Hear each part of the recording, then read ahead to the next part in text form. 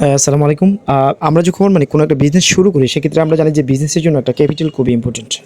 আর এই ক্যাপিটালের চেয়ে আরও বড় ইম্পোর্টেন্ট যে বিষয়টা, একবারে মোস্ট সিগনিফিক্যান্ট থিং ইজ মানুষের কোনো একটা বিষয়ের বাস্তব অভিজ্ঞতা। কারণ আপনি যখনই কোনো একটা বিষয় শুরু করছেন, যখনই আপনি ঠেকে গেছেন, তখনই আপনি কী করছেন, শিখছেন।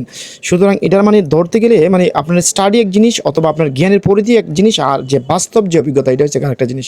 সুতরাং ইনভেস্টমেন্টের আগে যে বিষয়টা খুবই ইম্পর্টেন্ট, সেটা হচ্ছে আপনাকে প্রচুর পরিমাণে একটা এক্সপিরিয়েন্স নিতে হবে, প্র্যাকটিক্যালি। যেমন আমি যদি একটা উদাহরণ দিই, যেমন আমাদের একটা ছোট্ট করে আমাদের একটা গরুর ফার্ম আছে।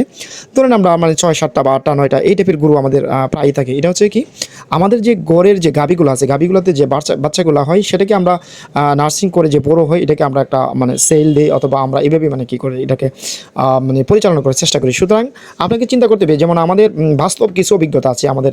ধরেন 8-9টা বা 10টা গরু যদি আপনি পালতে পারেন, তাহলে আপনাকে 100টা গরু, 200টা গরু, 300টা গরু আপনার আপনার জন্য পালাটা বা নার্সিং করাটা কোনো ব্যাপারই না। কারণ হচ্ছে কি, আপনি এই 5টা গরু পালতে পারেন, তার 500 গরুও পালতে পারবেন। সুতরাং এই গরুটা কখন খায়, কখন ঘুমাইবে, কখন তার বিশ্রামের দরকার, কখন তার মেডিসিনের দরকার, কখন তার পুষ্টিকর খাবারের দরকার, এই বিষয়গুলো, সম্পূর্ণ বিষয়গুলো আপনার একটা রপ্ত হয়ে গেছে। সুতরাং একটি বিজনেস করার আগে আপনাকে একটা অন এক্সপিরিয়েন্স, আপনাকে একটা বাস্তব অভিজ্ঞতা নিতে হবে। তাহলে আপনি একটা বড় ইনভেস্টমেন্টে যেতে পারবেন, বা একটা বড় একটা প্রজেক্ট আপনি রান করতে পারবেন। সুতরাং একটা বিজনেস যদি আপনি পারেন, তাহলে আরেকটা বিজনেস সেট আপ করাটা আপনার জন্য খুবই ইজি হবে। সুতরাং আমরা যখন আমরা ফান্ড কালেকশন করি, কিংবা আমরা যখন আমরা বড় একটা আমরা যেহেতু আমরা যেহেতু বিজনেস আপনি জানেন ইতিমধ্যে, সুতরাং আপনাকে এখন মূলধন যদি ভালো করে একটা মূলধন হয়, তাহলে সেক্ষেত্রে আপনি একটা ভালো প্রফিট জেনারেট করতে পারবেন, এটা স্বাভাবিক।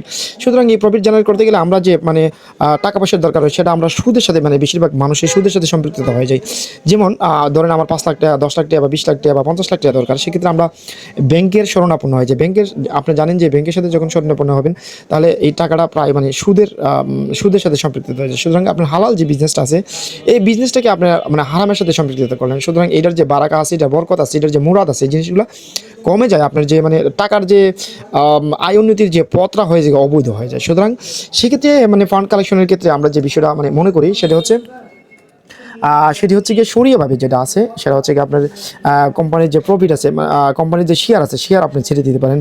আপনি মনে করেন যে দেখা গেছে আপনার কোম্পানির যে ব্র্যান্ড ভ্যালু আছে, ধরেন 1 কোটি টাকা, অথবা লেস দেন 1 কোটি টাকা, সেক্ষেত্রে আপনাকে স্লট আকারে আপনি কী করতে পারেন, শেয়ার দিতে পারেন। সেক্ষেত্রে আপনি কীরকম প্রফিট জেনারেট করতে পারেন, বা তাদেরকে কীরকমভাবে স্বচ্ছতার সাথে তাদের সাথে লেনদেনটা করবেন, কিংবা কত বছরের ডিড হবে।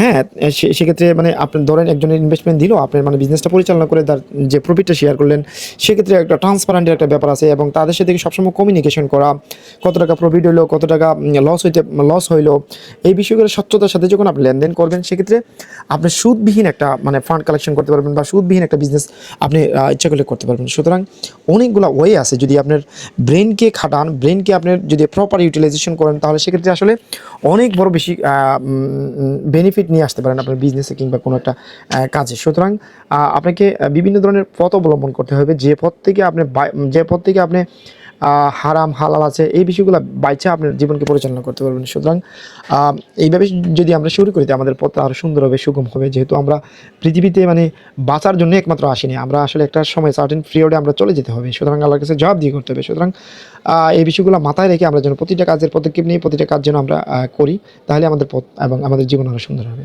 ধন্যবাদ সবাইকে। আসসালামু আলাইকুম।